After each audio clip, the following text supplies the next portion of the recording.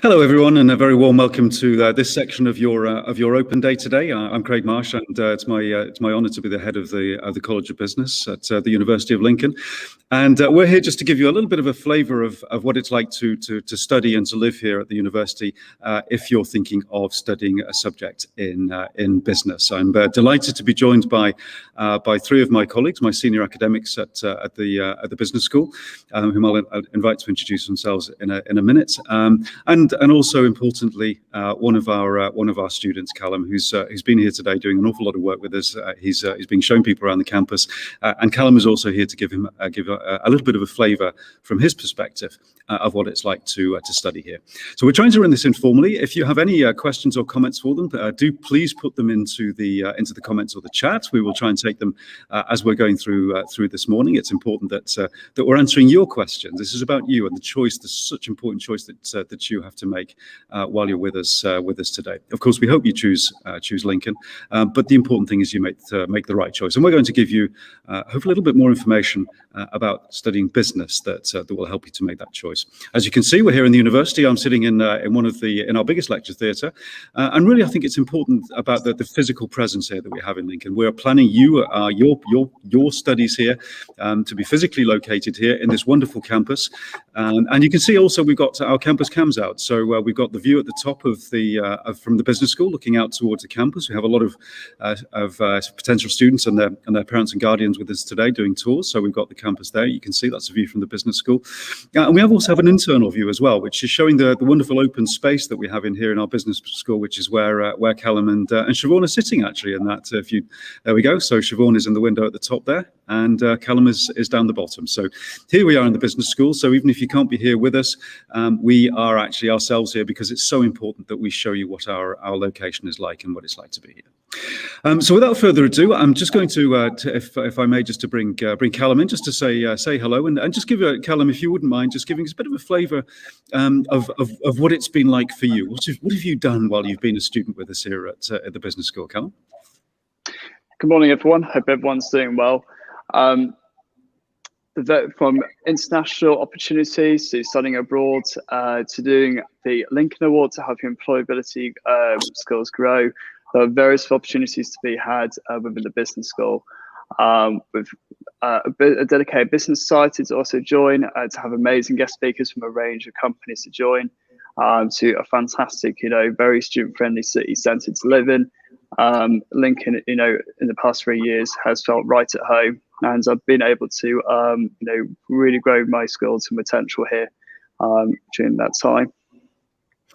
Thank you, Callum, and it's great to have you with us again. And so proud to have you as one of our students as I have. And you, of course, you're just getting towards the end of your bachelor's degree, is that right? I think about to embark on your master's. That's correct. I've just finished my undergraduate degree of studying business and management, and I will be returning back in October to do my MSc in Masters in management with HR.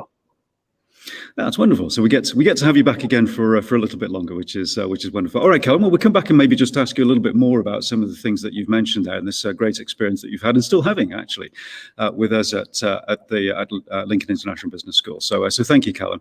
I'm just going to ask my three heads of department now just to introduce themselves briefly and give us a little bit of an idea of the range of subjects that we're studying in each of their three departments. So if I could, Farhan, if I could bring you in first, Farhan, just to give a bit of an introduction to yourself and your department.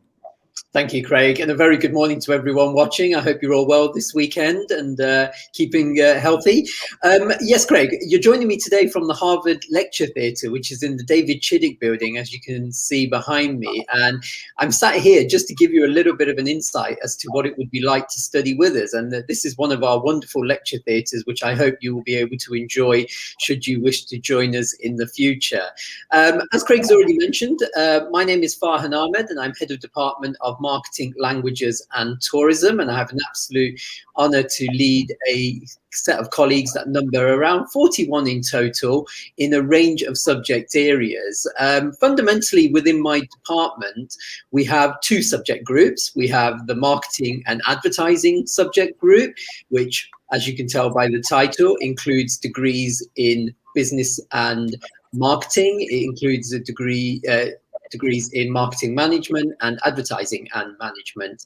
And those particular degree programs are led by a team of experts from an academic perspective, but also those teams have real practitioner knowledge as well, as a number of our advertising and marketing colleagues come from professional backgrounds. So you get a fantastic mix of academic knowledge and practitioner knowledge within that particular subject group. The second of my two subject areas is the tourism, events and sports business management subject group. And as you can tell, we have a degree in international tourism management, events management and sports business management, which is highly topical in light of what's going to happen tomorrow night. And I think the key thing to get across to colleagues and students watching this live stream today is those degrees are, again, very much focused on ensuring that you have the practical knowledge that you need to be able to function in the tourism, events and sports industries as an effective practitioner. So we try to, from the very beginning, expose you to live events, for example, in the events management degree. We get you linked up with local tourism authorities from a tourism perspective, and from a sports business perspective, we ensure that we get as many sports experts and industry guest lecturers in so that you can be able to ascertain what's going on within the sports industry right from the beginning. Now, there are a couple of things I just want to highlight because we're really proud that we're able to offer our prospective students this, is within our degree programs, we have an option in the tourism, events and sports business subject group to offer languages. And that is a real fantastic opportunity that our students love to avail. It's something that sets them apart from an employability perspective, but it also opens so many doors for them in the future as well, because being able to function in a second or third language, as some people can, is a really fantastic selling point. So we're really proud to include them within our particular degrees. Now, I know Callum's mentioned this a few moments ago, but we also have the opportunity for professional placements and study abroad semesters as well within our programs. And again, these are things that our students thoroughly enjoy because it exposes them to different cultures, different environments, and all being well, I'll provide you some more details in a little while as to the benefits of undertaking a placement and exchange can provide you. The final thing I just want to say before I hand back to you, Craig, is we are also very proud to have some brilliant accreditations. From our marketing side of things, we're with the Chartered Institute of Marketing, which gives you exemptions to particular exams and particular assessments that you might have to undertake to gain accreditation. And from the tourism perspective, we're associated with ABTA, which is a well-renowned and highly respected association, and we try to engage with them at every opportunity to provide our students additional lectures, seminars and opportunities when the opportunity arises. So I hope that gives you a nice introduction into my department, and I look forward to having you all join us in the future, all being well. Thank you so much, Farhan. That's great. And of course, you pick up, hopefully people listening will pick up some of the themes there from that. I mean, we spend a lot of time talking about jobs, about placements, about practical skills, about applied skills. And that's very deliberate. That's something that we're all focused on, which is making sure that our students are prepared for that all important first career step and, of course, their future careers. And we'll come back and have another look at that in a bit more detail. So thank you so much, Farhan. And I know you didn't mention it, but Farhan's particularly proud to have your tourism ranked. I think it's pretty close to the top in the country, isn't it, in terms of by the students actually, in terms of satisfaction? It is, yeah. We're very proud. Just over a week ago, we were informed by the Complete University Guide for 2022 that we were ranked 3rd nationally, which is a fantastic achievement and a testament not only to the academic staff, but the fantastic students that we have as well. And it really does mean a lot to us because it tells us what the students genuinely think about us. So yes, long may that continue, Craig. Absolutely, it's down to you and the team. But it's many congratulations on that. I think it kind of represents or reflects our approach to making sure that we put the students as leaders in their own education experience. So, fine, thank you so much, Siobhan. If I can switch to you, I'm sitting there in our wonderful Bloomberg suite. So Siobhan, accounting, finance, economics. Maybe just give us a little bit of a flavour of your department, if you would.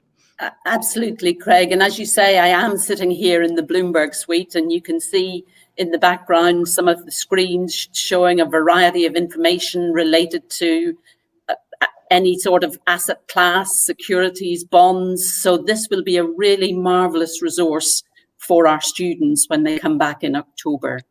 They can use it, for example, to do research, to verify their assumptions so that they've got real live data, which is transparent and reliable. So it's a marvelous resource. Perhaps I can tell you a little bit more about it later. But just to introduce myself, I am Siobhan Gan. I'm the head of the Department of Accountancy, Finance and Economics. And I've been at the university rather a long time. I've been here 17 years. And I love it. It's a wonderful place for a student. It's a small and really friendly university. But actually, the whole university is big enough to give you, the students, a really excellent university experience.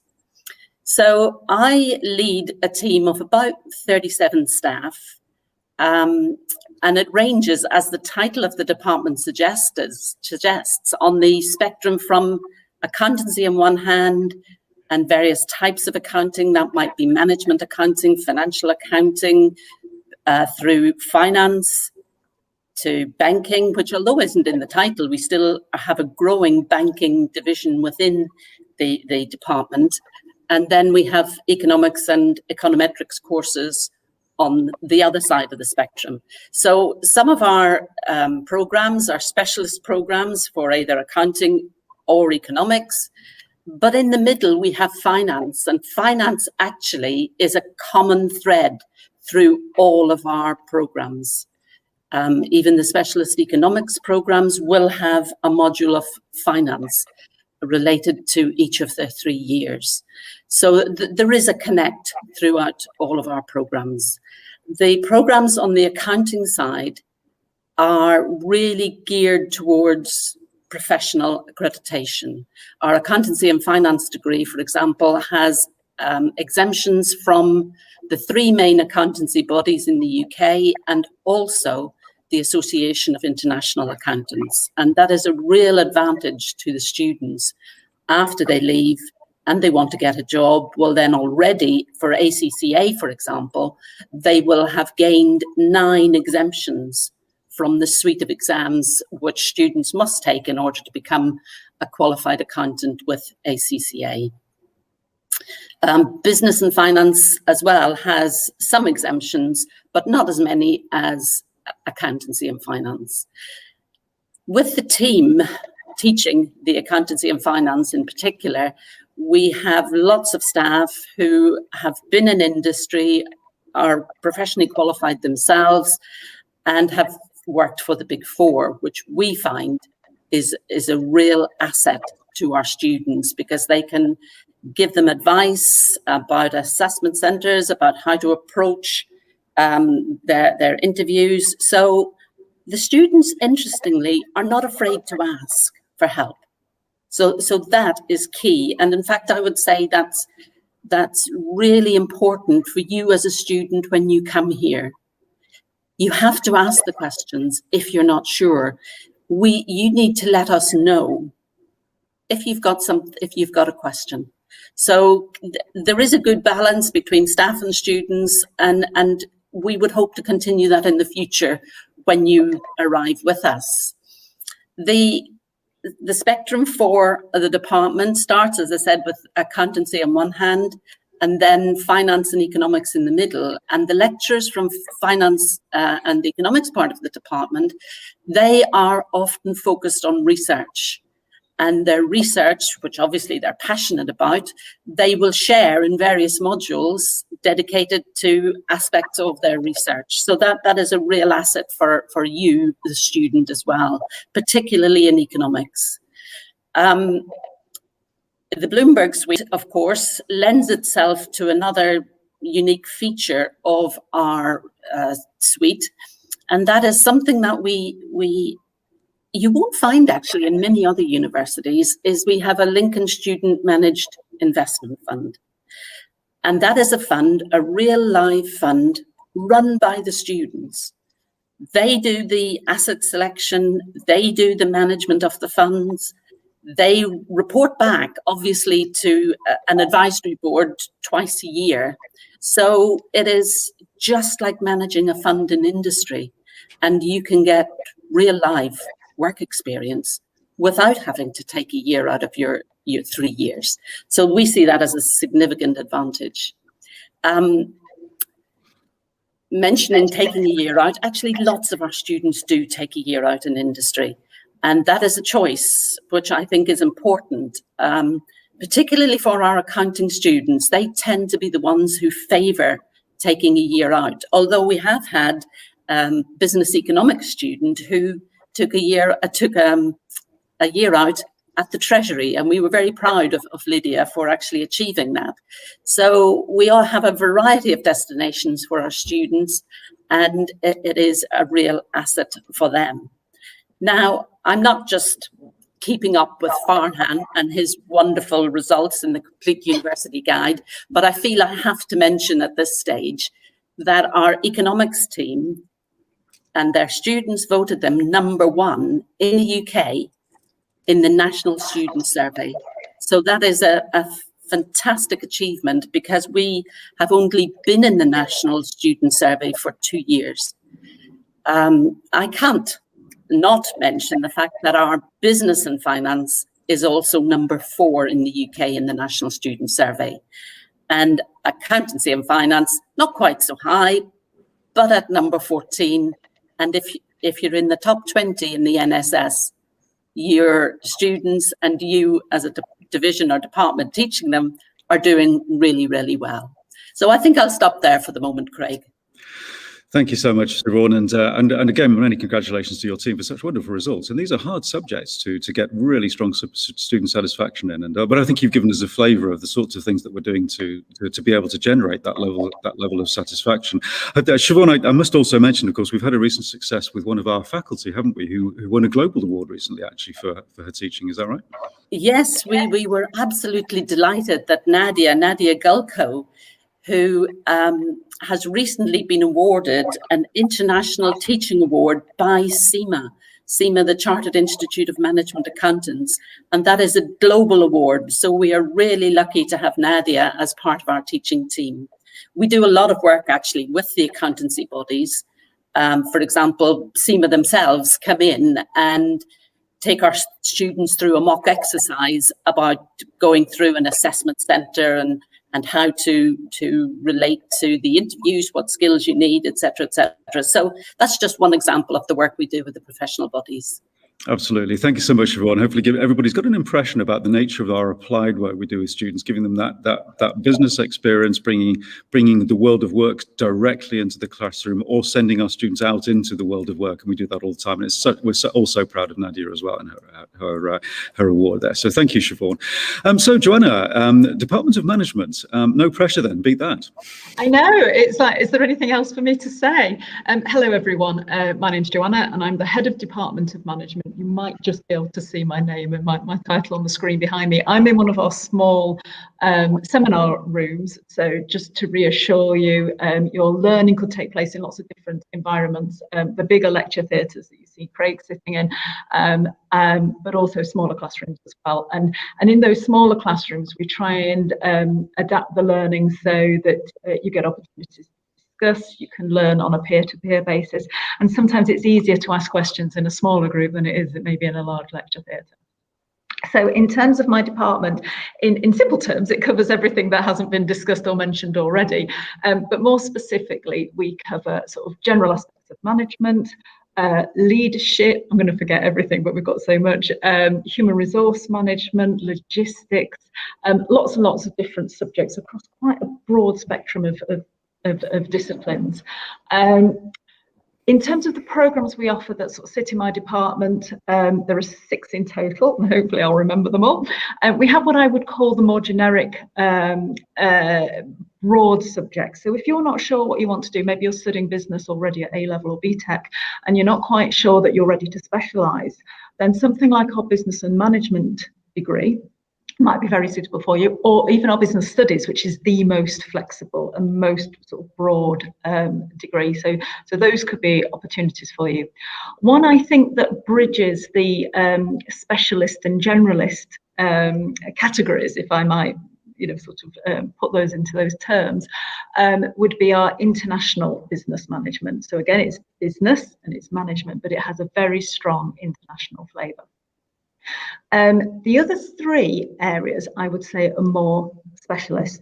So we have business and enterprise development, which very much focuses on those enterprise skills. And I might say a little bit more about that. I know Callum's got more to say a little later this morning.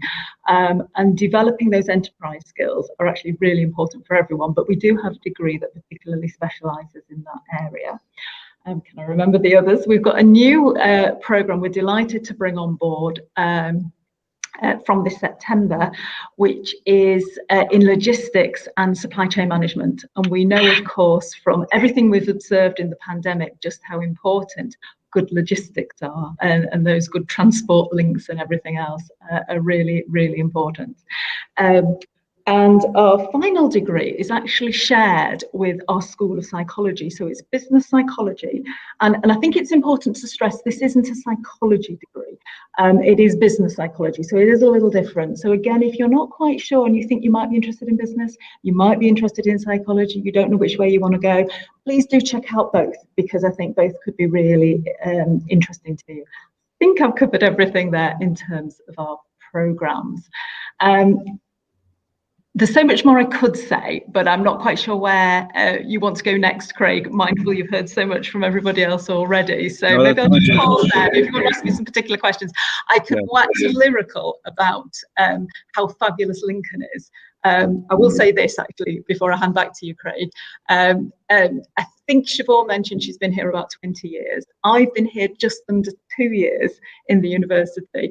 But actually my relationship with Lincoln goes back far longer than that, because this is my birth city. I have returned after a very long gap, and it's just an absolute pleasure to come back. Just a beautiful city, but also such a vibrant and growing and developing city. So that's my little plug for Lincoln. And again, I could talk lots about how fabulous I find the city. Thank you, Joanna. Of course, you have the hardest job, of course, because you have the biggest, the breadth of subjects that you cover in your department. So well done covering all of those. Yeah, there's so much I could say, but I don't want to hog the whole. But we do. Of course, we have one of your students here with us today, Callum. So I'd love to bring Callum back in actually, and ask Callum just to talk a little bit more actually about your experience, Callum, and your studies. The bachelor's degree that you've already done. Of course, you've heard the heads talking a bit about some of the experiences that they're trying to provide for you. So Callum, I think you've had some really interesting projects that you've been working on, haven't you, during your bachelor's degree that involved, I think, business as well. Is that right?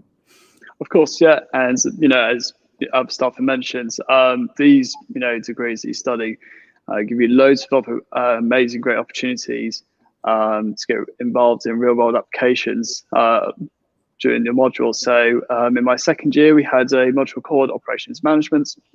And we had a case to resolve a real world problem. And so we had the opportunity to have a real life problem and take what we've learned from the learning procedure and to try and solve the issue. And thankfully, my group managed to achieve this so well. We actually got to present it as part of the Industry 4.0 challenge, and we came third in total, which was fantastic.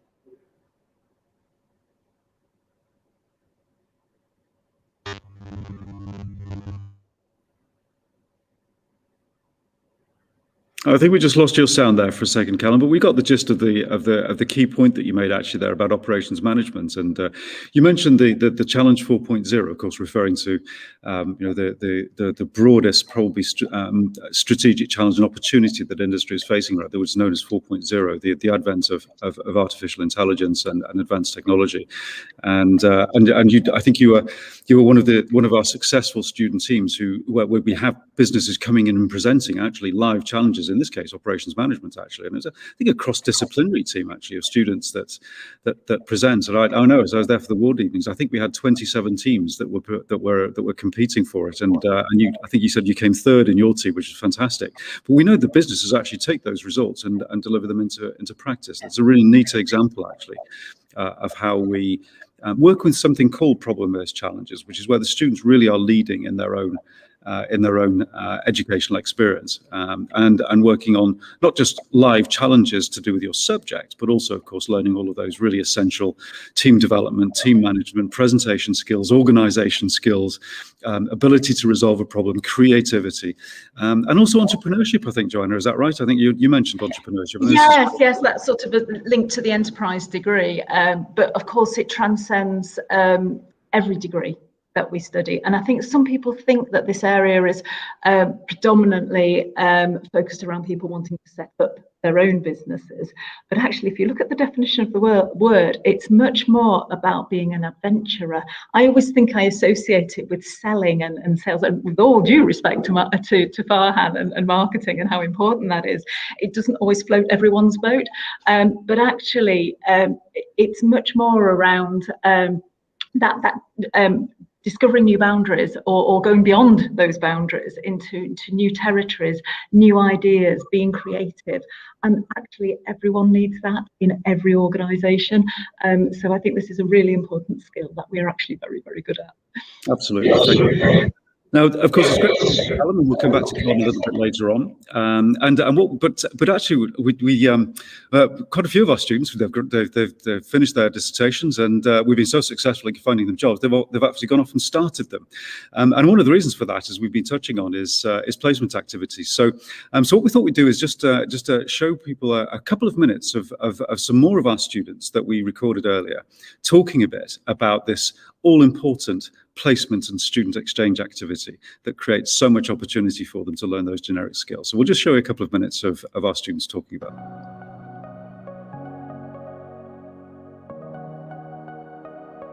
It gives you the skills and abilities in order to be successful. You learn a lot from the people that you're actually surrounded by. I think I already know what I want to do for the rest of my life. Challenging yourself and everything that you've learned over the past 2 years and actually putting it into a work experience, and then actually helping the business by sharing some of the knowledge that you've gained from your university studies, and then making a real impact within the business. For me, it's developed me so much more as a person, and I've come back to university with a whole new perspective on things, and I'm actually really finding myself more engaged and interested, and I actually want to learn because I want to get back out in the industry. Not only will you learn loads of new things and discover what you want to do in the future, but you also be more determined than ever when you come back to the final year to complete your degree. Basically for confidence building, because going to university, you go to a new city, you know basically no one, and you learn to adapt, but that's nothing compared to the real world, and getting that foot in the door when you actually do go into the world of work, unlike any other experience, made me so much more of an adult that I thought university it really did. I thoroughly enjoyed it, earned a little bit of money, experience, something to go on my CV, can't fault it. It gives you a trial run of real life as such, and it's not often that you get 2 shots at something. So I feel very confident and clued up now about the world of work for when I graduate and go back to where I had my placement. It gave me a chance to earn some more money, get ready for final year, definitely become more mature. There's loads of opportunities out there. It gives you a chance to try new things and make the mistakes. Now's the time to do it.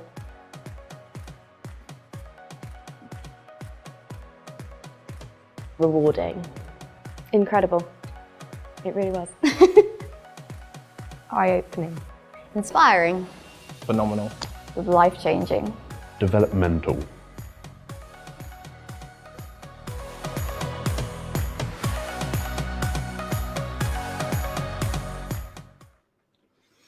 So there we go, and this is some of our other fabulous students. I never tire of hearing about the transformative experience they have on placements. And Callum, I think I think your sound is back now. One of the things that we do, of course, to assist our students in developing those employability skills is you actually have a full module, careers and employability, don't you? And there's a bit of work we do with you on that actually to learn how to go through the process.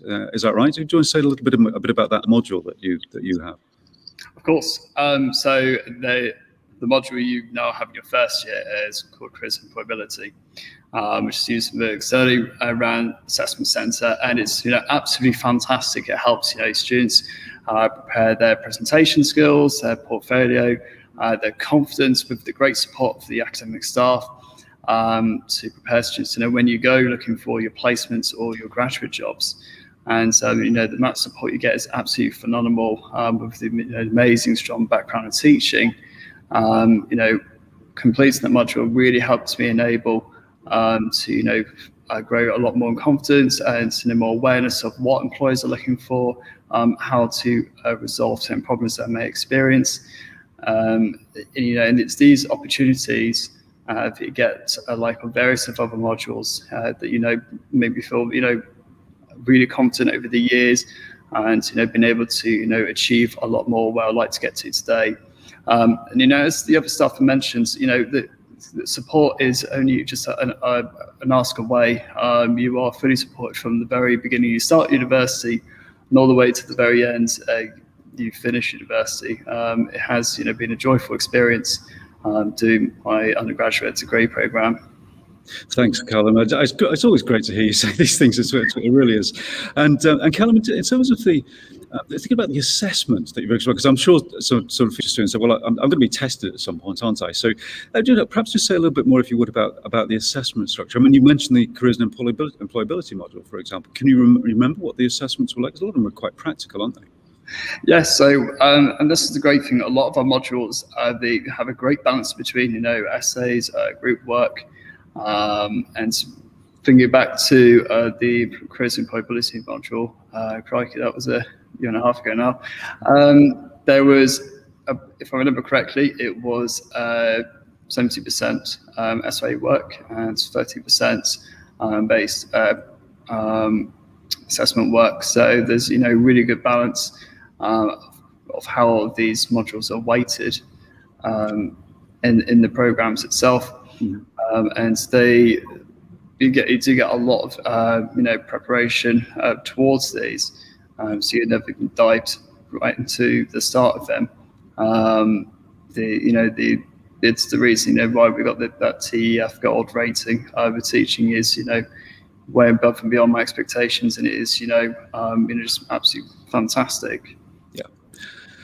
Thank you, Callum. That's great to hear. So a balanced assessment process, and obviously these programs are academically rigorous, so there are indeed essays to write where students do a dissertation at the end or a consulting project, but many practical ways of assessing our students. And Farhan, I think you have something similar in your department as well, don't you? We have poster sessions and role play exercises. Farhan, would you say something about this, just the nature of how we assess in an applied practical way?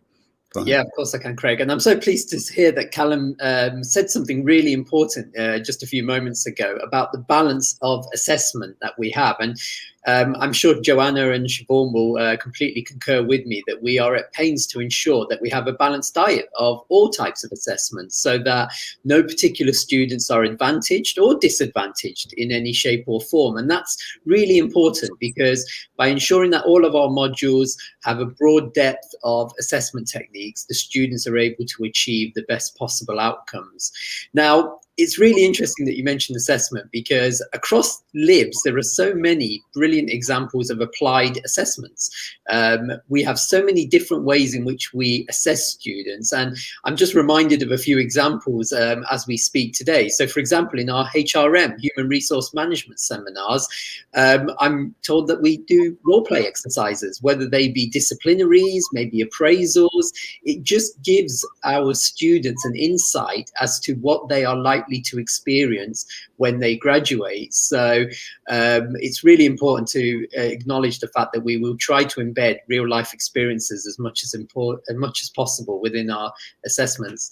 In the events management program, for example, we make sure that our students organize events. That's the whole purpose of what they want to do in the future. So we get our students to do a range of events, and we had, for example, this year, our second year events management students organizing an event at the Hilton Hotel, which was a roaring success because it raised money for our LGBTQ+ society in the Students' Union. So there are every opportunities for us to ensure that we are able to embed applied assessments within each and every one of our modules. So that's really an impressive part of everything we do across all three of our respective departments. Thank you so much, Farhan. And I'd like to come back to you again, Callum, if I may, because obviously your experience at the university, as you mentioned a little bit earlier on, has been so much more than just about the studies that you've done with us, of course, albeit that sounds like it's been a really interesting journey for you. But you've done many other things as well, haven't you, with us, Callum? Perhaps just say a bit about some more of those things. You're obviously a student ambassador with us, but also something about the Business Society as well. Of course, thank you.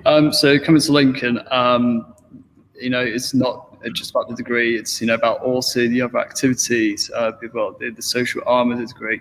And there's, you know, so many things you can do across Lincoln. It's absolutely fantastic. You know, it's always something different every day. And that's what makes me really proud to announce about the Business Society, which I have now become president of. And with, you know, societies, and especially with the Business Society, it's a fantastic way of getting to make new friends, finding others across different other business courses, getting the opportunity to have, you know, amazing guest speakers to come in from all various companies.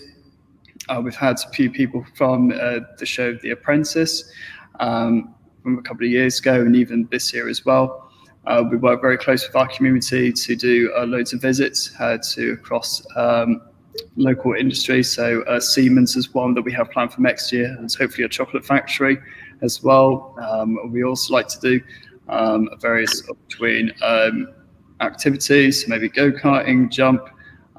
You know, it's an action-packed fun society. It's extremely low cost, and it's absolutely fantastic. And we was awarded Site of the Year a couple of years ago as well.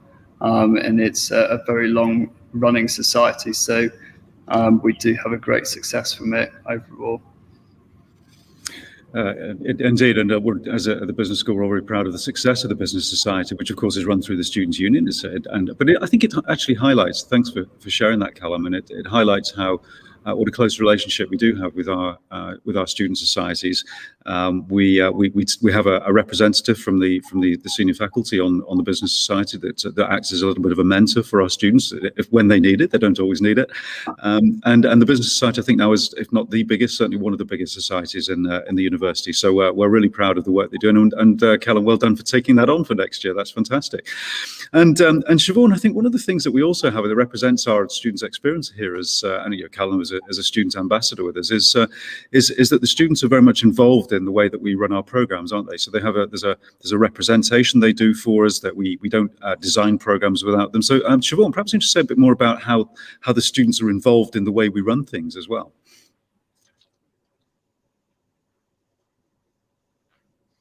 You need to go off mute, Siobhan.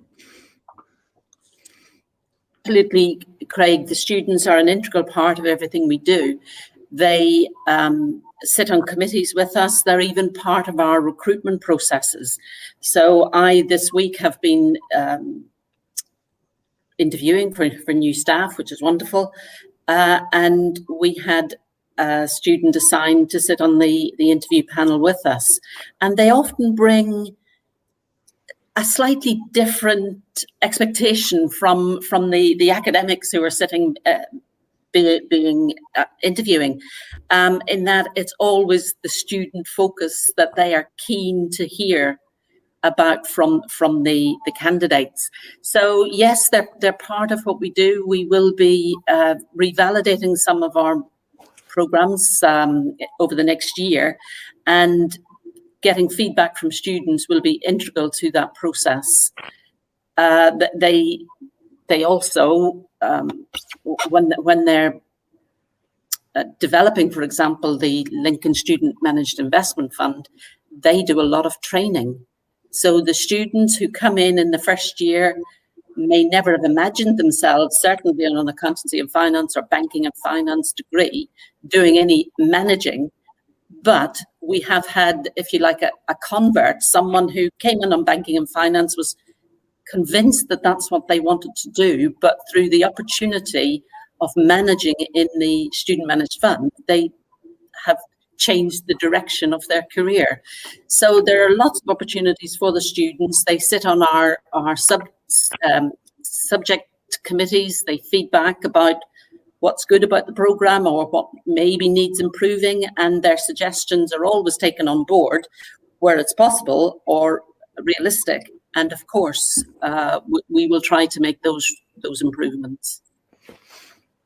Thank you, Siobhan. You've mentioned the investment fund a couple of times, actually, and that's really one of our flagship offers now, isn't it, for students? It's obviously supervised by one of our senior faculty who came up with the concept and looks after it. But it's a fund with using real money that students manage themselves. Is that right? I think we have over 100 students involved in that now. We do. We have about 130 students, Craig, who are currently working in the fund, and it is run by the students. The students are the executives within the management fund, and they, as I said, do all the training. So it's not now just students from initially banking and finance, but accountancy and finance, economics, and we're now reaching out for marketing students, for management students, maybe for computing students. So we want to improve the reach of the whole of the fund. And it's at a pivotal stage where now we can, with over 100 students, that takes a lot of managing. But as you mentioned, it is led by Howe, who was the founder of the fund, and we're extremely proud of Howe and the work he has done. And also we have an advisory board from local industry representatives, and the students will seek advice from those industry representatives, and that's part of what they actually enjoy, is the contact with the industry, as well as the practical application of investing, and the Bloomberg suite will be a real asset for the investment fund to track their funds, track shares, identify from research that is available on Bloomberg which shares they might want to invest in. But it's a wonderful opportunity to get some real work experience, to get at the moment, the students are thinking of investing in the American Stock Exchange. So there's a whole raft of rules that they have to apply, but first they have to learn the rules. So it's a great learning experience for them. In fact, it could be described as challenge-based learning. Or another concept we have in the university is student as producer, and these students are definitely producing real results. They decide the funds, they decide the companies, and they love it. When we talk to the students after they've been involved with the fund, they see it as a real employability opportunity, because they will be doing the work which is done in many parts of the financial services industry. Thank you, Siobhan. So another fine example, isn't it, of how we really put our students in a position of leadership, I think, in developing, designing their own studies. And the Lincoln Student Management Investment Fund is such a nice example of that. So thank you for sharing a bit more detail on that particular point. And so we are getting close to the end of our scheduled time, unfortunately. So I think perhaps if I may just highlight from my own perspective, I think one thing that I'm particularly proud of, we are an international business school, and we've touched on it a couple of times, I think, over the last few minutes. Siobhan mentioned Howe, who's actually Vietnamese. He's one of our senior academics, a finance and banking professional himself. He's extremely well known in his home country of Vietnam, but we have a very multicultural, diverse faculty with us in the business school. Well over a third of our faculty have an international background or profile. Over 80% of our students have an international background. Over 80% of the students at the university have an international background. And actually, the thing that really pleases me most is our emphasis on developing global citizenship skills and our ability to provide our students with our many partnerships around the world, with that opportunity to be able to operate not just in the UK environment, but also in that all-important global environment. And I think that's something that we're particularly proud of.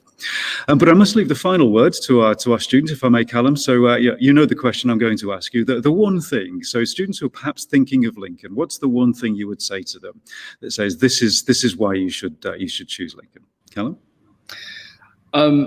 Overall, it's a life-changing experience. As mentioned by the other staff, help is always asking away. If there's anything you want to be supported in, they'll help you support it. Coming to Lincoln, has its fantastic name for a reason. Overall, you just would not be disappointed. It's just honestly a life-changing experience. And it's why I've continued to stay on here to do my Masters. Thank you so much, Callum. That's fantastic to hear, and a very best of luck with your Masters program. Now, just before we finish, I see we have had one question in the chat. So this has come from Harith. So thank you so much, Harith, for asking this, and a real practical question, which is great, and it's the sort of thing that we know our students are interested in. So the question is, how many days a week can we do the business management course? So Joanna, perhaps just give us a flavour of the time. Yeah. Study, and I know that part of what they ask is, so can I do a part-time job? I suppose this is the kind of thing that. Yeah, and I'm just going to check as well that because the question does say business management as opposed to business and management, that we're talking about the same program, because we do have a sort of distance learning program of a similar title. So if you just want to pop in the comments, so we know exactly which program you're interested in, and then we can always take that conversation offline just to be sure. But in terms of our full-time program, you will study 4 modules each semester, and each of those modules has about 3 hours of sort of class contact time in the classroom. So that is 12 hours in total, and we would say for each of those 12 hours that you're physically in the classroom, you need to be looking at doing a very minimum of another hour outside. That's kind of on average. That's great. So we are talking about the same full-time program. This is again if you were a full-timer. So then you're looking at sort of round about 24 hours. Now, not all of that is going to be fixed on a timetable. So that does mean there'll be quite a bit of flexibility to undertake part-time work. If you are looking at commuting in and out, now that I think we have to just be a little bit more cautious about in terms of the time commitments. If you're signing up for a full-time program, I would say do be prepared to commit just as you would to a full-time job, because there's lots of other things you need to do as well, other than just those studies on those modules, if you're going to get the most out of it. But there will be flexibility to undertake paid work and do, as I say, I can see there's various things in the chat. I can't quite read them at the moment because I can't multitask that well. But very happy to talk in more detail about what that would look like. So yes, there's flexibility, but yes, do commit if you are coming full time to think about those sort of full-time hours in terms of what that would look like. In terms of days of the week, on average, it could be up to 4 days a week. Actually, you might have some classes, but you're not going to have 9 till 5, Monday to Friday, every day in the classroom, if that helps answer your question. Perfect. Thank you very much, Joanna. And it's great to finish off with a question from one of our potential students. So thank you for the question, Harith, and I hope all of you are going to enjoy your day. So that's about bringing our roundtable to a close. We are going to finish off with just a brief 2-minute video, hearing again from our students. So talking a little bit more about their experience at studying with us. So I do wish everybody a wonderful day. If you're here physically in Lincoln, or if you're not, do take the chance to come and see us when you have that opportunity, and hopefully we'll have the chance to welcome you all physically, face-to-face, at some point in the near future. Thank you.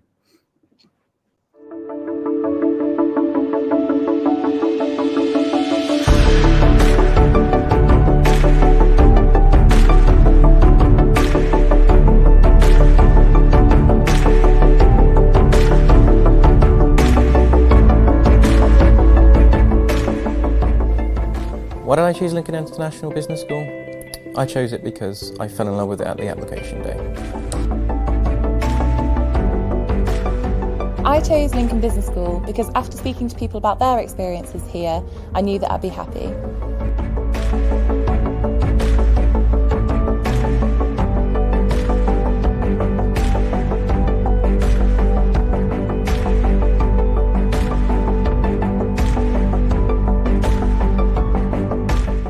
So doing a placement gives you so much more confidence when entering the workplace for the first time, because you've got that experience underneath your belt. Not only will you learn loads of new things and discover what you want to do in the future, but you also be more determined than ever when you come back to the final year to complete your degree. Anything I've learned from like marketing to business management, I've put into practice here, and obviously improved on it. A year of working in the business, you achieve incredible things. Hello, my name is Hao Quach. I'm a principal lecturer and program leader for banking and finance. I'm the founder of the Student Managed Fund at the University of Lincoln. The fund is organized the same way as any professional investment company in the real world. It is one of only few of this kind in the UK. Students participating in the fund have the opportunities to meet with experts from the field, and they are given additional trainings to their works. So one of the things I enjoy about being a member of Aylesmith is that I get to learn in a practical sense, which I find much more enjoyable and interesting than just learning straight from a textbook. Being part and a member of investment fund is getting many benefits, and the most I enjoy the personal feedback from industry experts. Also, it's a great way to develop presentation skills and soft skills, which are highly important for the world of work. The ultimate goal of the fund, therefore, is for students to gain work experience while they are studying at the University of Lincoln. That helps them prepare for the job market after graduation.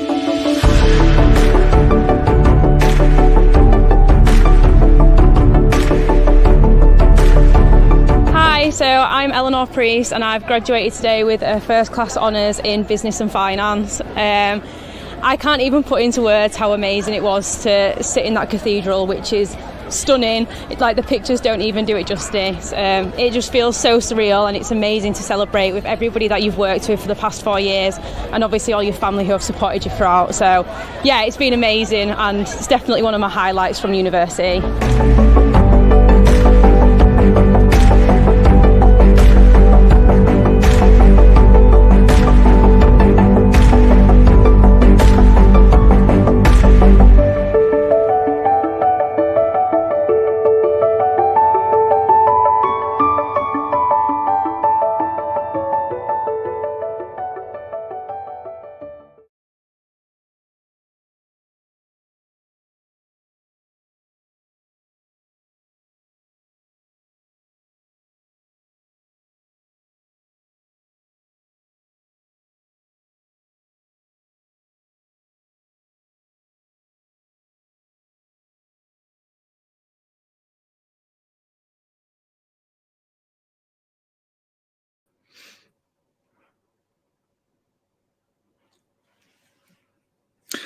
So hello again, everybody, and welcome back to the Lincoln International Business School. The intention of this session is just to run, I guess, a slightly more informal Q&A with parents and guardians of young people who are thinking of studying at the business school specifically. It's something that when we're able to, we love to do face to face. It's often very interactive. So please, if you are watching this and you have any particular questions, regardless of what they are, this is an opportunity to address them to myself as the head of college and a member of the university senior leadership team and my senior leadership team, my 3 heads of departments. And really, don't hesitate. It's an opportunity to anything that concerns you, anything that we've not already answered, perhaps, or that you've not seen in the other university events that have been going on today. And we much prefer to answer your comments. If you don't have any, we'll have a chat, and what we'll try and do is pick up on some of the things that we think you might be thinking about, because actually we're all parents ourselves. Farhan's a little young to have parents ready for university, but Joanna, Siobhan, and myself, we've all got kids who are either going to or are at university at the moment. So we're parents ourselves, and you know we see what's been written in the papers about university experience. We've all experienced directly the pain and challenges of our young people over the last 12 months, 18 months or so. hopefully you're picking up as a university. We really emphasize the one community, the working with our students to design their own experience. And probably the first thing that I know that we're concerned about and maybe perhaps you are, is just what exactly will be the experience this autumn, or perhaps the following autumn, depending on when your children are due to come to us. So maybe I can start with that, because we are constrained still a bit as a university by government guidelines. Our principle is always to work with those guidelines. And at the moment, we don't 100% know exactly what the rules will be in the autumn. We're starting to get a better idea, as I'm sure you are all, as the fact that things are starting to open up a little bit. But I think probably what I would say, even with the degree of uncertainty still around what rules will be applying to us all in the autumn, I think the thing that we are emphasizing in our planning, and this is our students tell us this, is the importance of that face-to-face experience. Now, we all know that. We've been constrained for a while about having to limit or even eliminate face-to-face teaching from our students' curriculum. That is not what our intention is. And so our intention is absolutely to return to something where the predominant experience for our students is face-to-face. We know how much that's important to them. And we know actually how valuable it is to have them here with us on campus. It's a beautiful campus, and it's not just about the education, it's about the social benefit they get from that. It's about those informal chats around the lecture theatre, even if it's not about their subject. It's about the contact with our faculty. So that's really at the heart of our planning for September. We are planning two models at the moment. We're planning something which is a socially distanced model, which makes us hugely constrained. This is one of our major lecture theatres here, and we can only fit a proportion of our students into the normal capacity. But we are now starting to think that there'll be what we call a plan B, and that's one we're now really starting to work towards, which I think will be the one that I'm almost certain we'll have, which is a returning to a predominantly face-to-face experience. There will still be some what we call technology enhanced learning in that. We found that benefits the students in some cases, allows us to capture a lecture, record it, have them watch it whenever they want. It allows us to sometimes actually to give them content for our lectures in a much more efficient way. It allows them to not necessarily have to be here, and that's sometimes an advantage. But the main, I think the main thrust of what we're doing is a face-to-face experience for our students, and we're all looking forward to being able to return to that. So hopefully that's perhaps one of the concerns that I know parents I'm sure are thinking about at the moment. So don't want any of my colleagues want to pick up on that, Farhan. I mean, I know you've obviously, as one of our heads, been involved in the planning of this. I mean, anything else you can say just in terms of how you're thinking about the experience for our students in the autumn? Absolutely, yes, and a very good morning to everyone. I hope you're having a good day so far. I think the key thing to remember is, and you've highlighted this very eloquently, Craig, is we are aiming for a face-to-face experience, which will be supported by online activities. And the last 15 to 18 months, however long we've been in this now, has taught us a number of very interesting lessons in terms of what students like and perhaps don't like. And, you know, we picked up on the areas that they like, and we've tried to embed them within the experience going forward. So just giving you a few examples for in this case, personal tutoring, for example, has been a roaring success online. And the reason for that is because students feel that they are able to contact their personal tutor, who is a member of the academic family, and get any advice and guidance that they may want from them. And traditionally, that would have been done face-to-face. It would have been done in a seminar setting. But because of the online supported activities, students are able to use a variant of online mechanisms to contact their personal tutors. And that's gone down really well. So I think from my department's perspective, we're looking at how we can embed that into our activities going forward. I think other areas as well, students love to watch lectures back. They love to watch it at their own pace. They love to watch them and pause them and make notes, whatever their personal learning preferences may be. And we found that students that have been able to access lectures in their own time have benefited greatly. Now, I'm not sure if there's a correlation to what they get in terms of marks. We're still working on that. but giving our students that opportunity to watch at whatever time of the day they like, 3 o'clock in the morning, whatever light time of the day they enjoy our lectures. We really have seen a great number of students comment positively on our recorded sessions. So those are just a few examples of what we're learning in terms of our student experience of the last 18 months, but also taking the good elements forward to the future. Fantastic, thanks, Farhan. And actually, as luck would have it, while you're on, we've had a question. Somebody who looks like they might be interested in studying with us in your department, actually. So here's Oliver's question: struggling to pick between advertising and marketing management. Is there any opportunity to change course partway through? So I think two elements to that. Great questions. So the first one, perhaps Farhan, is there some way of just helping Oliver to make a distinction between the two, and then of course the answer to the second question about, you know, if he doesn't make the right choice, can he change? Farhan?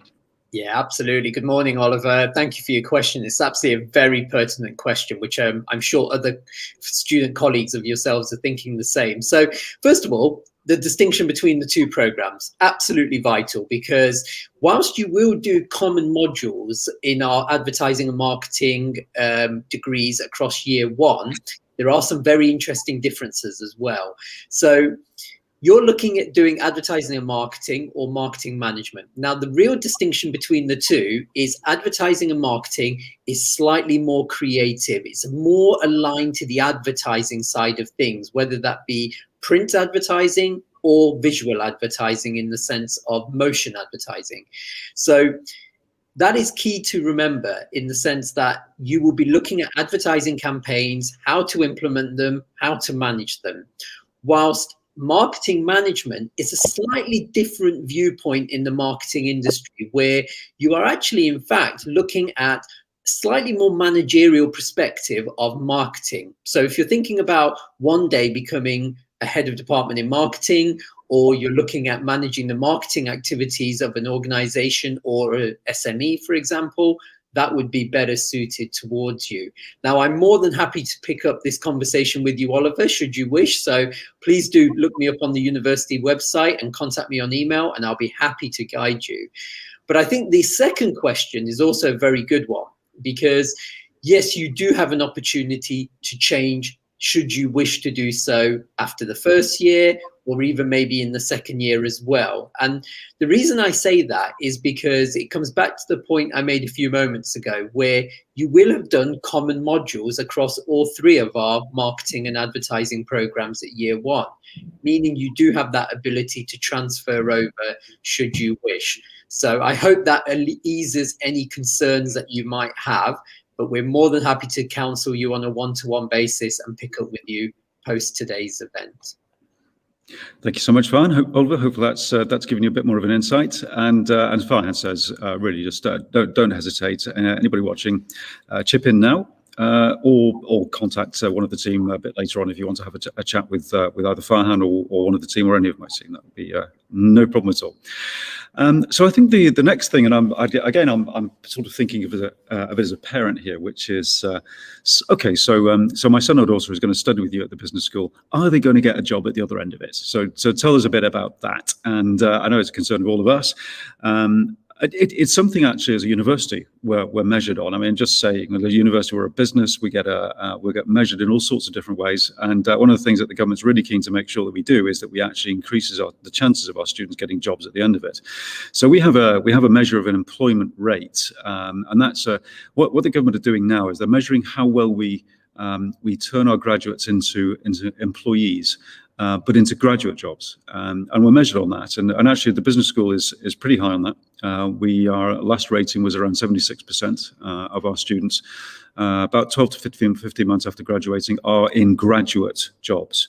I emphasize graduate jobs because obviously students are very good at getting all sorts of jobs, but there are certain measures to say that in fact this is something that you should have as a graduate in terms of the skills that you're applying. So I think we're actually pretty good on that, and that's actually in a region of the country where that in fact overall is one of the lowest rates. So salary rates and employment rates in Lincolnshire are actually quite low.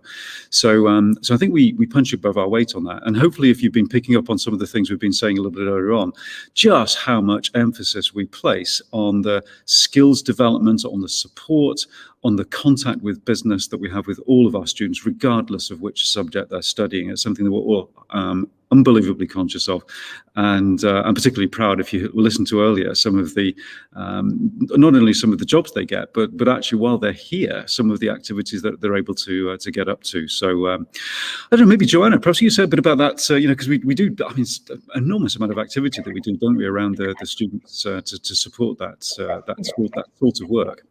Yes, Craig, when you were talking, I was just thinking, where do we start in terms of the examples that we could give? In the first year, a lot of our programs run a careers module.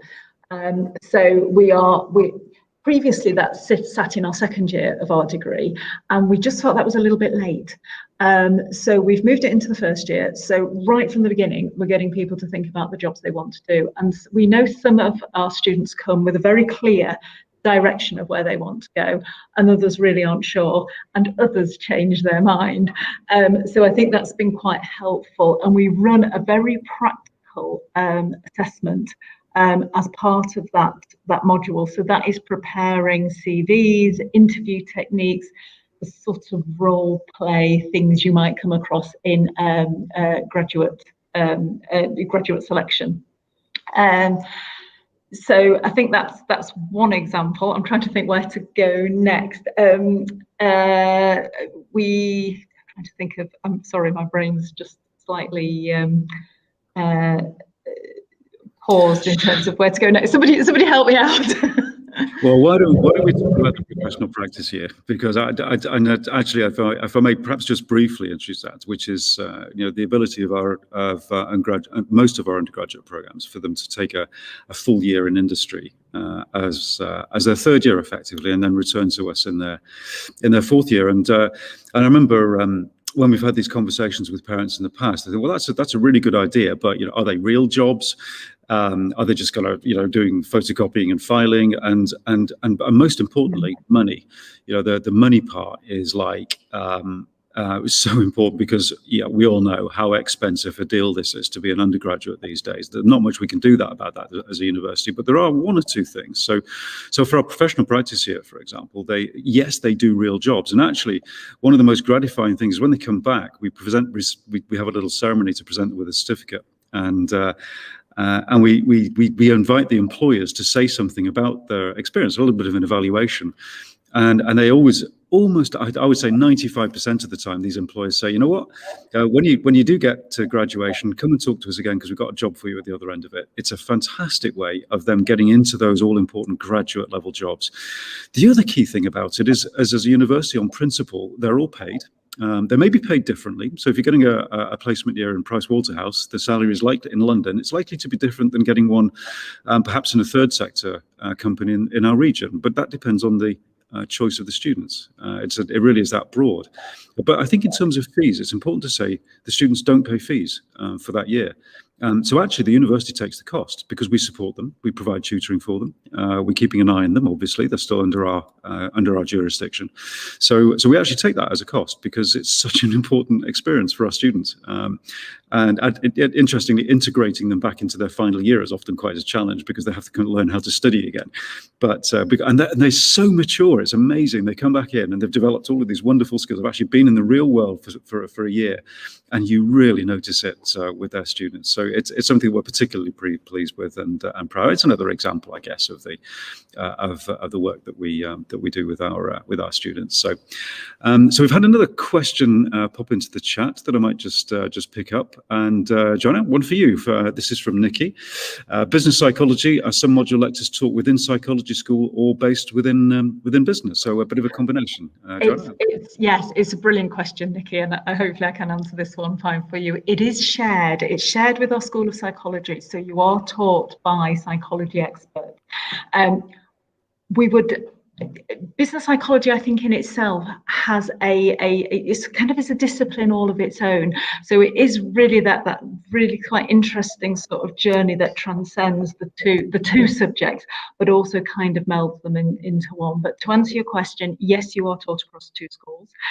Practically, that does cause us some extra work to do to make sure that you're properly blended in terms of your student experience, and we work very hard and work really closely between both schools to make sure that your experience is seamless, but is also appropriately done and delivered. Thanks, Joanna. And I know you said a little bit earlier, it's really important to emphasise the fact that it is a degree. It's not an accredited degree. We have our degrees over in the School of Psychology for those who want to be psychologists. So this really is, I think, one of the things that we've detected, haven't we, is a sort of growing interest in the psychology of work. So this is people who want to go into a regular job in companies, wherever that happens to be, but with a real insight into how people tick. And I think as senior managers ourselves, we understand how important that little bit of understanding of psychology is. So hopefully, Nikki, that's answered your specific question. So thank you for that on business psychology. So those are hopefully some of the things that what we're trying to do is put ourselves in the shoes of parents, because we're all parents ourselves, and just think about what would we be concerned about? Concerned about money, of course. Concerned about, is my son or daughter going to get a job at the end of this? Concerned about perhaps just the nature of the experience they're going to have, and maybe I'll just finish with that and finish with it, but certainly make sure that we've addressed it, because it's also perhaps difficult to overestimate our commitment to something that we call one community at the University of Lincoln, and that really infiltrates everything we do. So we really do believe that our students are joining us in a community. I think we're aided by the fact that we have quite a close, relatively small campus, integrated right at the heart of a beautiful city. And you've heard me say it before, if you haven't actually been to Lincoln, it is well worth a day out, even if your son or daughter aren't actually coming to the university. It's a really nice city, bit of a hidden gem, actually. I was discussing with a colleague yesterday why York is so much better known than Lincoln. I have absolutely no idea. It's a beautiful place. But that physical integration, I think, also represents an integration in the way that we work with our students from a values perspective. They join our academic community. They're contributing to the life of the university. They're contributing to the life of the college. And they're also taking part in the design development of their own learning. So we don't have that ivory towers view at all. We're almost like the opposite of an ivory tower. But it's perhaps also worth saying that we feel fully integrated into the life of our region as well. And our students really do benefit from that because they get to work in those communities, and they benefit from the businesses that work with us. So I think that's it's also, by the way, speaking as a parent, it's a pretty safe place to be as well. It's not quite like being in the centre of Manchester, Birmingham or London. The accommodation is all fairly close by. It's within walking distance. In fact, bizarrely, one of the things we're measured on as a university is the average time that it takes for our students to get from their accommodation to their lectures, and we rate pretty highly on that. We don't have the out-of-town campuses that many universities have, so no late night bus rides or anything. So it's actually a very safe environment as well for our students, and I think that's equally important when your young person is heading over to us. So I'm just going to check to see if my colleagues have anything else that they'd like to chip in that we haven't also. So speaking as parents, even as young children, Farhan, I know it's got a little bit of time to go yet. One of our youngsters in the faculty. Siobhan, anything from you particularly that you think your parents as well? What would you be concerned about that we perhaps haven't already touched on? I think you've highlighted some of the major issues that I, as a parent, would consider when sending a child to university. But I think the safety of the city is key.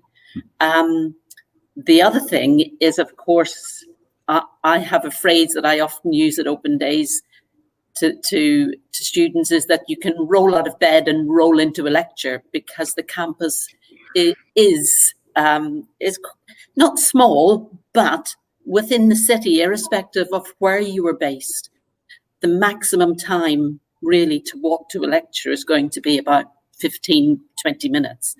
But certainly just to my left out this window, there's huge student accommodation. So it is very compact and really a wonderful place to study.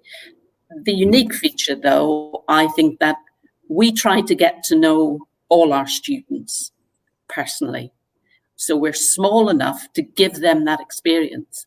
But as a university, we're big enough to give the students a fantastic 3 years of their university, which they will remember for the rest of their lives. They're going to make friends here that they will have as contacts in business forever. That's a great note to end on, Siobhan. Thank you so much for that. And we all know that, don't you? You are literally correct, aren't you? Some of them do actually get out of their beds at 5 to 9 and they're in lectures at 9 o'clock. It is indeed possible to do that, and many of them do. And I'll just refer to our campus cam that we have there, and you can actually see pretty much the extent of the campus there. We have the library on the left, we have the Students' Union on the right. It's always a bit of a dilemma for our students as to whether to turn left or right coming out of the business school. Do I go into the library and study, or do I go into the bar to have a beer? I won't say how often they choose one or the other. We have our theatre there in the background, and then really just in the distance is probably the extent of our campus. It's a lovely small campus to be. And again, if you haven't had a chance to visit us, please do come and contact us at any time. If you'd like to arrange a visit yourselves, we're always prepared to do that. With your son or daughter on your own, do come and please contact us. Now, Chris is going to pop I think our contact details in the chat. There we go. Those are our social and email addresses, and we're always available really to answer any questions, regardless of what they are. Please don't, as we often say to our students, the only stupid question is the one not asked. So anyway, hopefully that's given you a little bit more of an insight. Hope you've enjoyed the day with us, even if it's virtual. And please, again, we're all keen to make sure that our future students make the right choice of university. That's the really critical thing for us. And hopefully you've got a bit more information now that will inform those choices. So with that, thank you to my colleagues as ever for all your time today. And I wish you all an excellent day. Thank you so much.